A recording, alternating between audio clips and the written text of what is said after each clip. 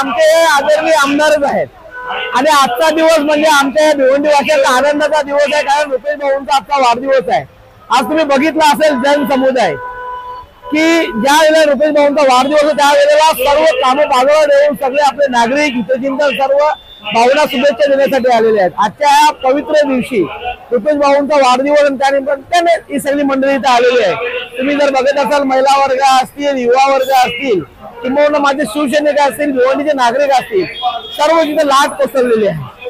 आणि त्याचं खास कारण म्हणजे असं आहे की रुपेश भाऊ ही अशी एक व्यक्ती आहे की आजपर्यंत प्रत्येकाच्या मनामध्ये आपला आमदार म्हणून रुपेश भाऊला गणला जातो आणि प्रत्येकाच्या हाकेला लावणारी ही व्यक्ती आहे। आणि यांच्या आज वाढदिवसानिमित्ताने हे जनसमुदाय जमलेलं आहे। मी माझ्या वतीने, माझ्या परिवाराच्या वतीने, त्या तमाम भिवंडीवासियांच्या वतीने रुपेशजी भाऊंना वाढदिवसाच्या खूप खूप मनापासून शुभेच्छा देतो।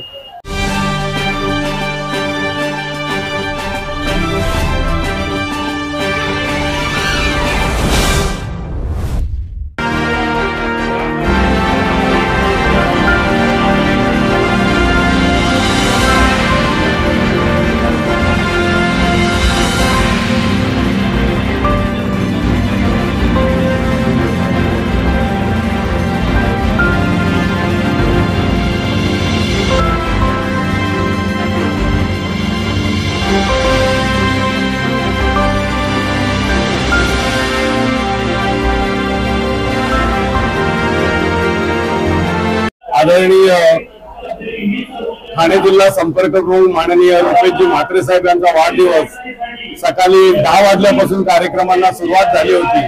अनेक ठिकाणी त्यांच्या वाढदिवसानिमित्ताने विद्यार्थ्यांचा गुणगौरव समारंभ, विद्यार्थ्यांना शैक्षणिक साहित्याचं वाटप, त्याच पद्धतीने आदिवासी क्षेत्रातील माता भगिनींना साडी वाटप, इतर साहित्य, अशा पद्धतीने अनेक कार्यक्रम संपूर्ण लोकसभा क्षेत्रामध्ये होत आहेत। आज आपण पाहतो की दादा गेल्या 15 वर्षापूर्वी म्हणजे 10-15 वर्षापूर्वी आमदार झाले आणि मागच्या 5 वर्षामध्ये ते आमदार जरी नव्हते तरी कोणाच्याही शब्दामध्ये त्यांना माझे आमदार हा शब्द येत नव्हता, तर त्यांना कधीही लोक हाक मारताना आदरणीय आमदार साहेब म्हणूनच हाक मारली जाते।